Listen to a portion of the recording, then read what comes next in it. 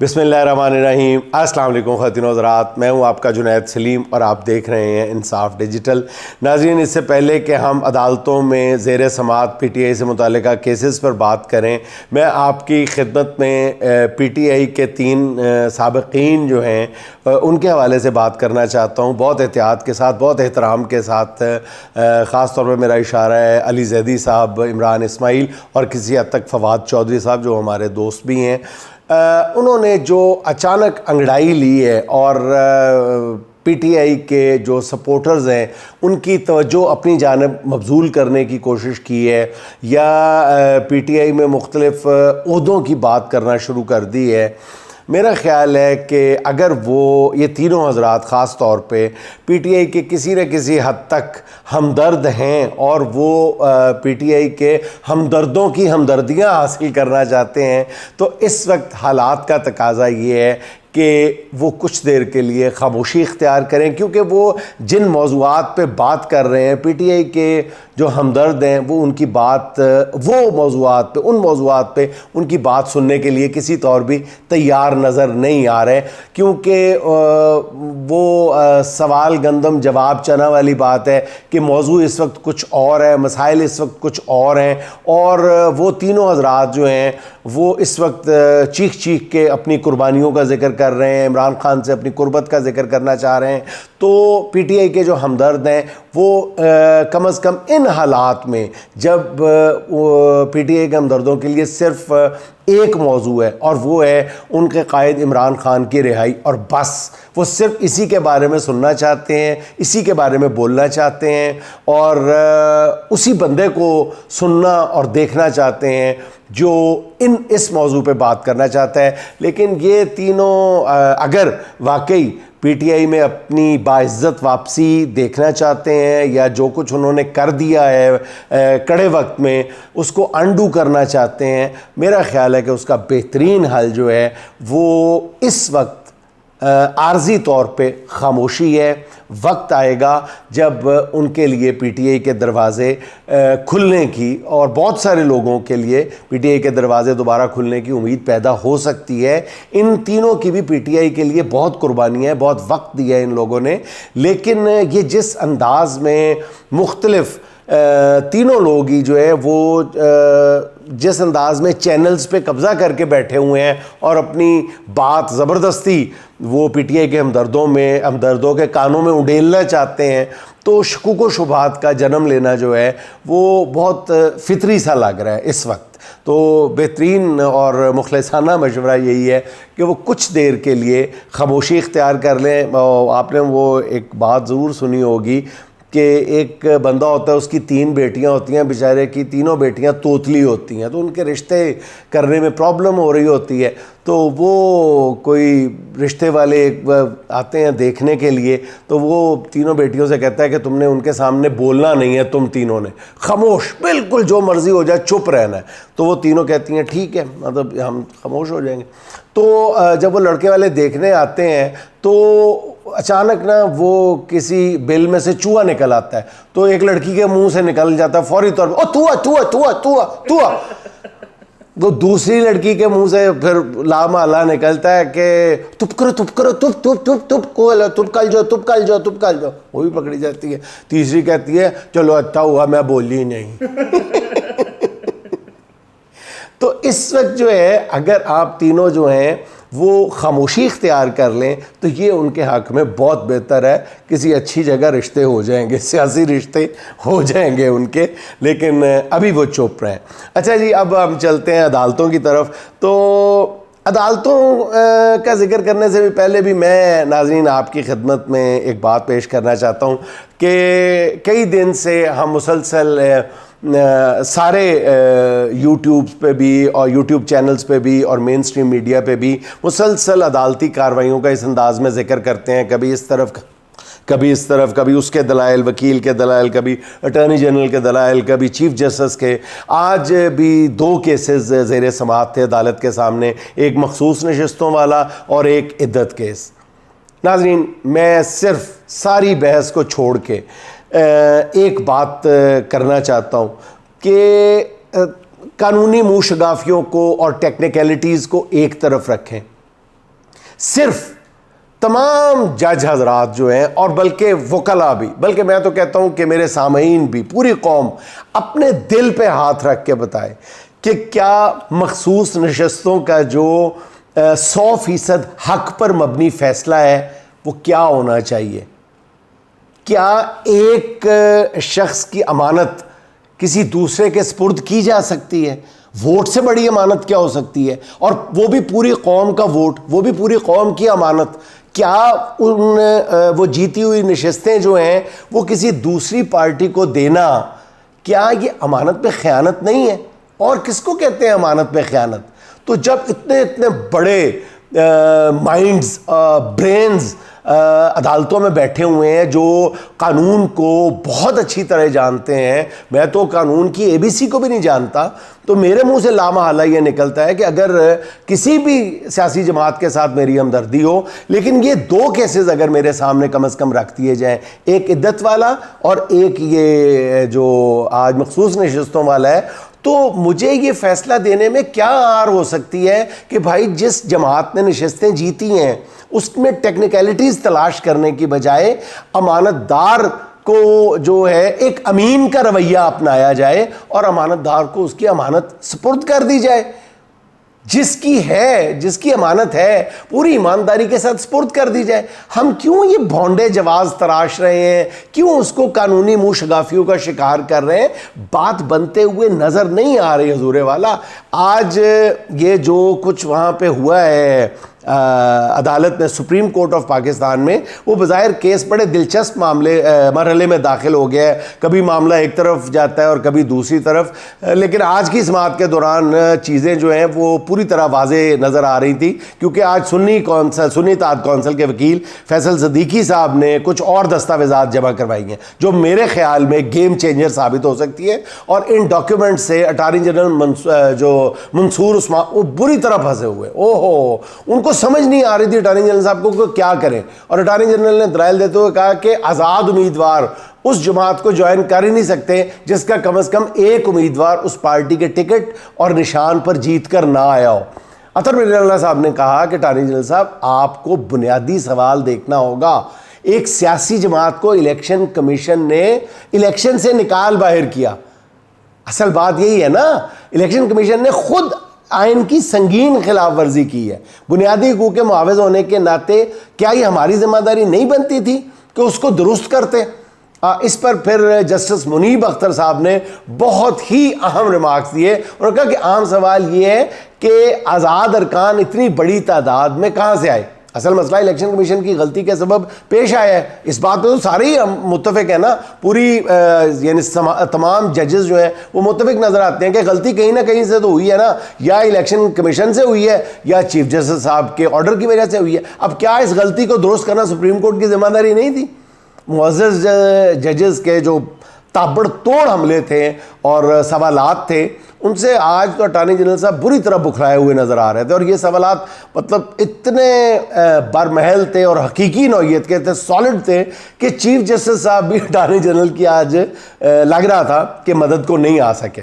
हालांकि इस मौके पे अटॉर्नी जनरल साहब ने चीफ जस्टिस साहब की मदद तलब नज़रों से उनकी तरफ देखा भी, चीफ साहब की तरफ। यूँ लग रहा था कि वो खामोशी की ज़बान में कह रहे हैं कि चीफ साहब मुझे इस मुश्किल सूरत हाल से निकाल लें। लेकिन चीफ जस्टिस साहब इस मौके पर खुद बहुत बेबस दिखाई दे रहे थे। अच्छा, लोहा गर्म देख के फिर आज अतर मिर्ज़ा साहब ने मज़ीद रिमार्क्स दिए। उन्होंने कहा कि इलेक्शन कमीशन ने एक सियासी जमात को गैर आइनी तौर पर इंतखाबात से बाहर कर दिया। आइन की बुनियाद ही जमहूरियत पर खड़ी है। अब बात ज़रा सुने आप अतर मिर्ज़ा साहब की कि क्या उन्होंने पूछा कि क्या आप एक आइनी इदारे की जानिब से सुप्रीम कोर्ट के फैसले की गैर आइनी तशरीह की तौसीक करना चाहते हैं?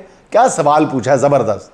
अच्छा नाज़रीन, जैसा मैं पहले भी आपको बता चुका हूँ कि सुन्नी इत्तेहाद कौंसिल के वकील फैसल सिद्दीकी ने जो 2 अहम दस्तावेज़ात सुप्रीम कोर्ट को दिखाई और जिन्हें देख कर ना मतलब साफ नज़र आ रहा था कि सिवाय चीफ जस्टिस साहब के बेंच में बैठे हर जज ने उन दस्तावेज़ात को बहुत संजीदगी से लिया।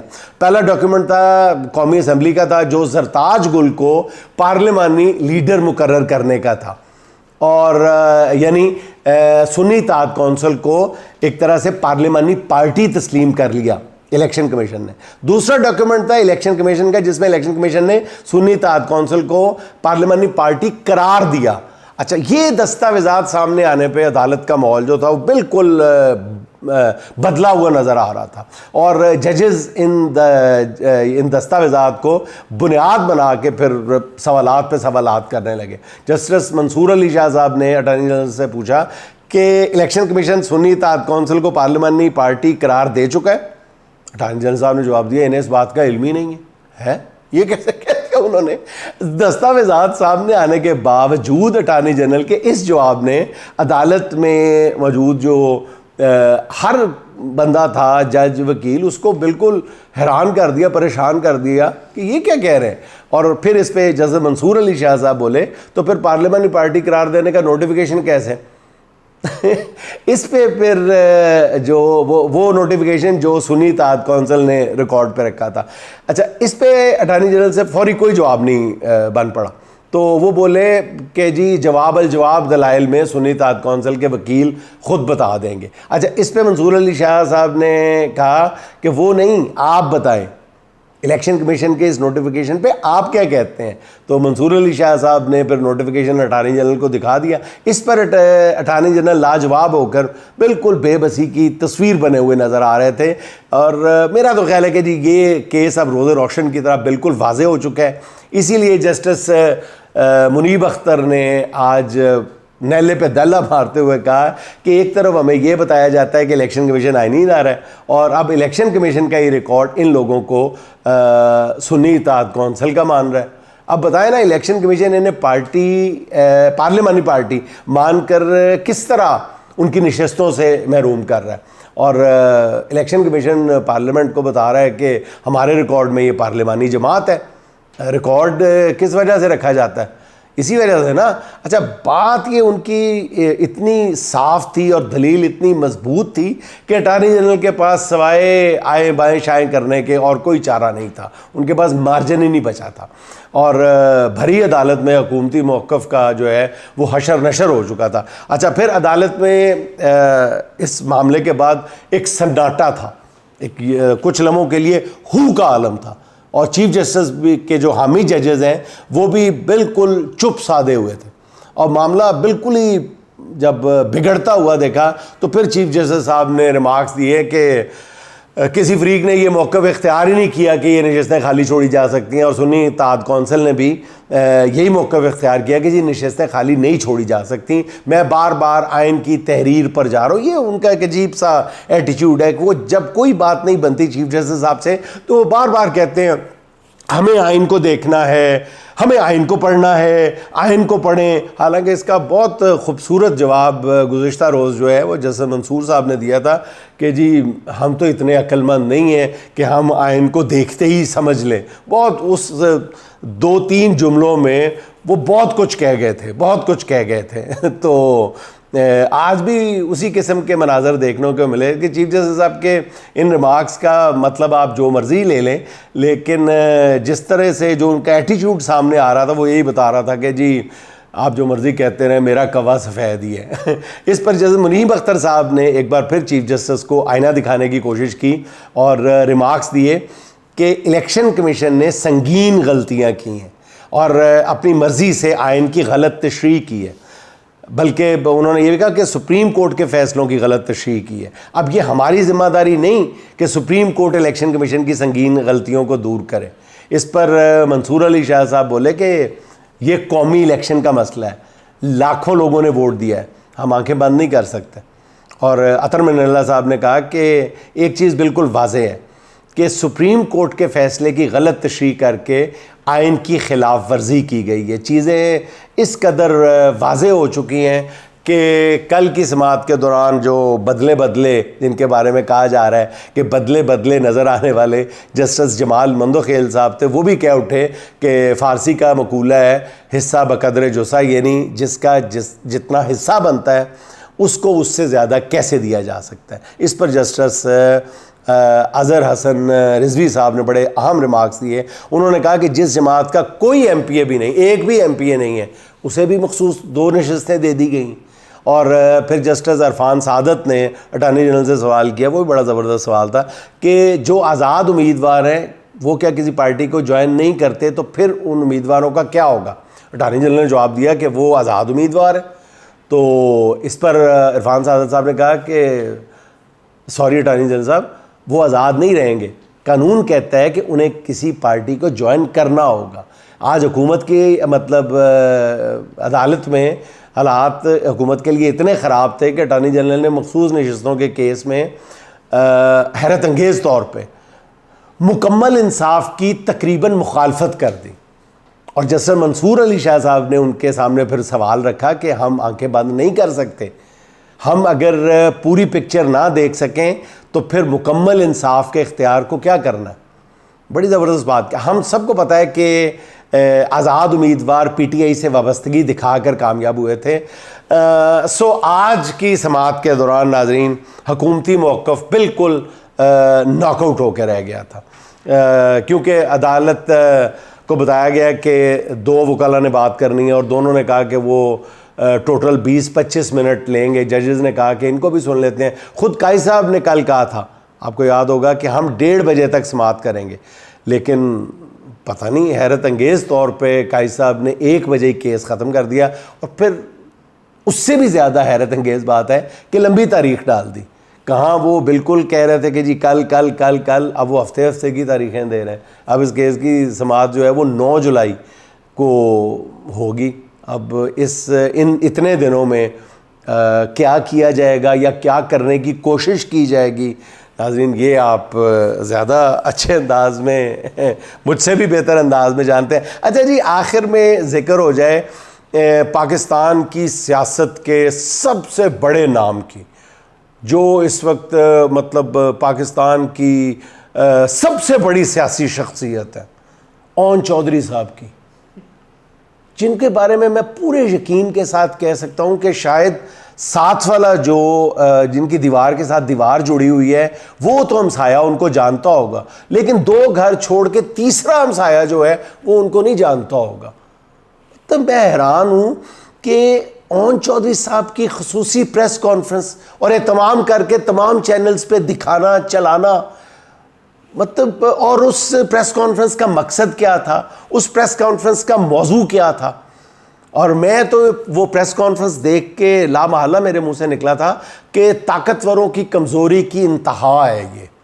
एक ऐसे शख्स की प्रेस कॉन्फ्रेंस जिसकी औकात जहांगीर तरीन के मुंशी से ज़्यादा की नहीं है, और वो कैसे बड़ी बड़ी बातें कर रहा है, और पाकिस्तान की जो हकीकत में मकबूल तरीन शख्सियत है, मतलब वो कोई 20-22 करोड़ लोगों की दिलों की धड़कन है, उसके ख़िलाफ़ मुंह फाड़ फाड़ के जो मुंह में आता है बोलता चला जा रहा है वो बंदा। और टीवी चैनल्स जो हैं वो पूरी गुफ्तगू मिनोअन दिखाने के पाबंद हैं। तो मुझे तो समझ नहीं आ रहा था कि इस का मकसद क्या है। तो अगर बात जो है वो मतलब ओन चौधरी तक आ गई है तो फिर सुलह कर लें, मशहूर बात है, फिर सुलह कर लें। और आज की आखिरी बात भी मैं ओन चौधरी साहब के हवाले से करना चाहता हूँ कि ज़रा सा कुदरत ने क्या नवाजा कि आके बैठे हो पहली सफ़ में, ज़रा सा कुदरत ने क्या नवाजा कि आके बैठे हो पहली सफ़ में, अभी से उड़ने लगे हवा में अभी तो शोहरत नई नई है, अभी से उड़ने लगे हवा में अभी तो शोहरत नई नई है।